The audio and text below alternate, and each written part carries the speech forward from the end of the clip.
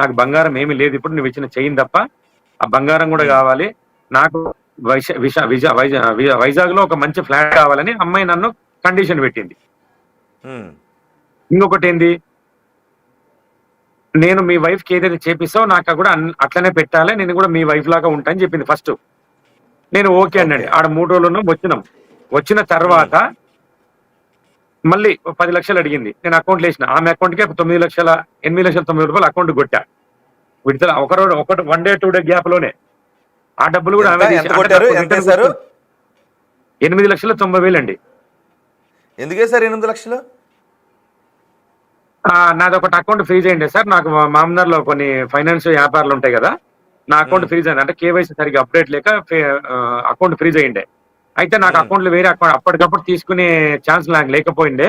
ఆమెను అడిగిన, మీ అకౌంట్ వాడుకోవచ్చా ఒక 2 డే అని అడిగినండి. అడిగితే ఆమె అకౌంట్ నెంబర్ పెట్టింది నాకు. అకౌంట్ పెడితే ఆమెకు 1.5 డేలో 8,90,000 అకౌంట్ పడినాయి. ఆ అమౌంటే నాకు కొట్టింది తప్ప ఆమె నాకు ₹1 రిటర్న్ ఆమె ఇచ్చింది ఏమి లేదు ఇక్కడ. ఆ అమౌంట్ కొట్టి ఇప్పుడు పోలీస్ రిటర్న్ ఇచ్చిన అమౌంట్ అని పెడుతుంది స్క్రీన్ షాట్లు. అది అలా జరిగిందండి.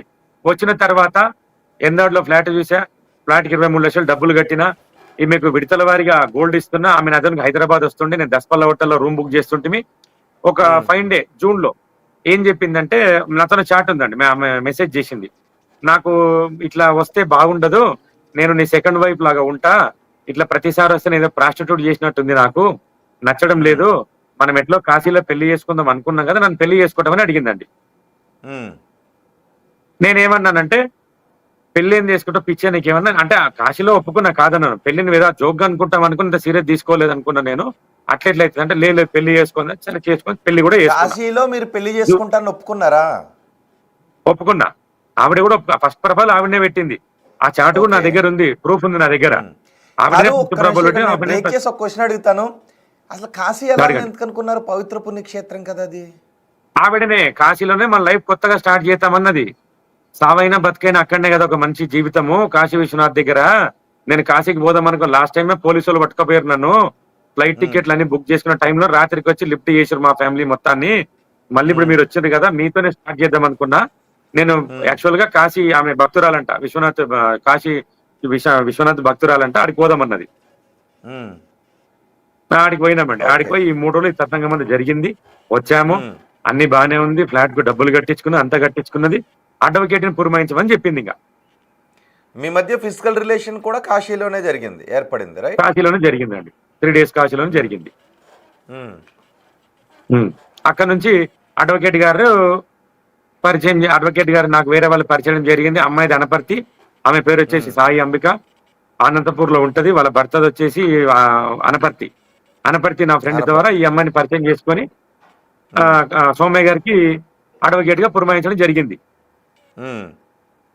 పురమాయించిన తర్వాత ఏమైంది సార్ అంటే, ఈ సోమయ్య శెట్టి గారి కేసు మొత్తం ఆమె తీసుకున్న తర్వాత సోమయ్య శెట్టి, నేను, వాళ్ళ భర్త అందరం ఉన్నప్పుడు ఈమె ఏమన్నదంటే, ఆమె భర్త వాళ్ళతో మాట్లాడుతూ మళ్ళీ మీరు కలిసి ఉందామని కూడా అనుకుంటూ ఉన్నారు, వాళ్ళకి తెలియకుండా. ఆ ప్లాన్ ఆమెదే మొత్తం. మీరు, నేను, బలరాం, ఆవిడ పేరు రాధికండి, మీరు, నేను, బలరాం నలుగురమే మనకు లైఫ్ లో ఎవరొద్దు అన్నట్టుగా చాటింగ్ చేసింది. అదే ఆ చాట్ ఉంది, మీకు చూపిస్తా.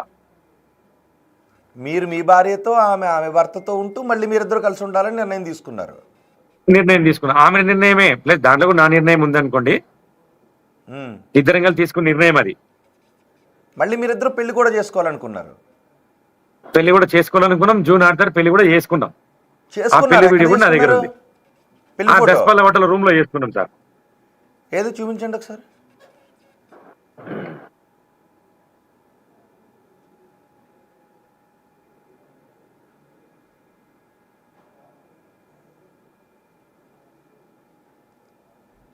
సార్ ఇప్పుడు మాట్లాడుతున్న ఫోన్ లో ఉంది, నేను పెట్టాను, నా దగ్గర ఉంది. కాదు మరి, అంటే ఆమెను పెళ్లి చేసుకునేటప్పుడు ఒక నెల పరిచయంలోనే పెళ్లి చేసుకునేటప్పుడు మీ భార్య, మీ బిడ్డలు గుర్తు రాలేదా మీకు? సార్ గుర్తొచ్చిండ్రు. నేను ట్రాప్ లో ఉన్నా, నేను ట్రాన్స్ లో ఉన్నా. అమ్మాయి అంటే నాకు 2021 ఇష్టం కదా, అప్పుడు ప్రపోజ్ చేసింది. అప్పుడు కూడా ఇంట్లో మంచిగానే మాట్లాడుకున్నాం.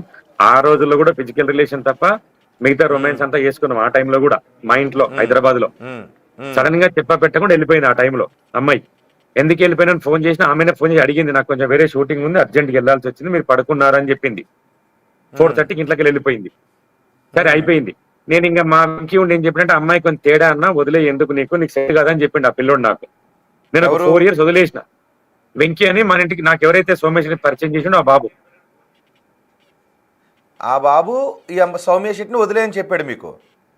అప్పుడే చెప్పిండు నాకు, ఈ అమ్మాయి కొంచెం తేడా అన్నా సినిమాలో ఉంటది కదా, నీకు సెట్ అవ్వదు, నీ బిజినెస్ నీదంతా వేరు, ఎందుకులే నా బాబు చెప్పిండు.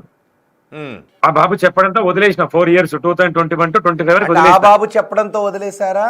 4 years మీకు 2005లోనే కదా బాగా ఇంటిమసీ పెరిగింది. అవును సార్, 2021 లో పరిచయం కదా సార్, నాకు ఫస్ట్ పరిచయం. ఓకే. ఆ అమ్మాయి వెళ్ళిపోయిన తర్వాత ఆ బాబు చెప్పిండు 2021 లో చెప్పిండు. 2025 లో నేనే ఫోన్ చేసిన. మళ్ళా ఎట్లా ఫోన్ చేసిన అంటే, ఈ దొంగతనం కేసు అయింది కదా, ఆ రకంగా ఫోన్ చేసిన. అర్థమైంది. Okay okay. ఆ తర్వాత మీ మధ్య అంతకన్నా బంధం ముందే బాగా పెరిగింది. అంతకన్నా ముందే ఈ వెంకీ అనే బాబుని అడిగిందట నా నెంబరు. రెడ్డి సార్ నెంబర్ ఉందా ఒకసారి పంపి వెంకీ అని కూడా అడిగిందంట ఆ బాబుని. ఆ బాబుని ఆ విషయం అడిగింది, ఇంకొక విషయం కూడా అడిగిందంట. ఎవరన్నా ఏంటి? పొలిటికల్ గా ఉంటే కొంచెం స్థిరపడి ఉంటే పరిచయం చేయి వెంకీ, నాకు ఫైనాన్షియల్ గా ఇబ్బంది ఉందని అడిగిందంట. నా దగ్గర ఆ ప్రూఫ్ ఉంది, ఆ బాబుని లైవ్ లో పెట్టమంటే పెడతా. ప్రూఫ్ అంటే ఏం ప్రూఫ్? ఆ అబ్బాయిని అడిగిందంట, ఎవరన్నా పొలిటికల్ గా కొంచెము. అంటే వాళ్ళు చెప్పిన మాటలేనా, లేకపోతే మీరు మీ అంతటి మీరు తెలుసుకున్నది ఏమైనా ఉందా? ఆ వెంకీ చెప్పిన మాటలు నాకు ఇది. వెంకీ చెప్పిన మాటలే. సో వెంకీ పలుకుతా అంటాడు కదా, వెంకీ ప్రూఫ్ ఉంది నా దగ్గర, పలుకుతానా లైవ్ లో వస్తా అంటాడు ఆ బాబు. తర్వాత అమ్మాయి నా నెంబర్ అడిగింది, వెంకీ నెంబర్ ఇవ్వలేదు. నేనే అబ్బాయితో నెంబర్ తీసుకొని ఒక చాట్ మెసేజ్ చేసిన ఫస్ట్. చేశాను, అయిపోయింది. తర్వాత అట్లా కన్వర్జేషన్ కుదిరింది, మాట్లాడుకున్నాం. లాయర్ వచ్చింది, లాయర్ కూడా డబ్బులు ఇచ్చిన. లాయర్ కూడా డబ్బులు ఇంచుమించు 19 లక్షల దాకా ఇచ్చింటండి డబ్బులు లాయర్ కి నేను. 19 లక్షలు ఇచ్చారా ఆ లాయర్? ఇవన్నీ ఎందుకు 19 లక్షలు? ఆవిడ తెలివిగా ఏం చేసిన అంటే, నాతో రికార్డు ఉంది సార్, డబ్బులు ఇచ్చిన రికార్డు నా దగ్గర ఉంది, కానీ అకౌంట్ కి వేసిన ప్రూఫ్ లేదు. వాళ్ళ భర్త మాట్లాడిన ప్రూఫ్ నా దగ్గర ఉంది. 4 లక్షలు ఒకసారి ఇచ్చారన్నా, 3 లక్షలు ఒకసారి ఇచ్చారన్నా, వాళ్ళ భర్త మాట్లాడిన రికార్డు నా దగ్గర ఉంది.